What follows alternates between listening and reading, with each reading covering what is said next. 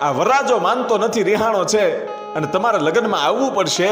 અને એ વખતે એ બળદગાડામાં બેહી અને શિવકુંવરબા છે, પોતાના પેટમાં સંતાન છે, અને કીધું કે ભાઈનો જો પરણી જાતો હોય તો હું આવું. એ પેટમાં 9 મહિના છે અને ધીમે ધીમે ધીમે ધીમે ગાડું છે એ હાલ્યું જાય છે.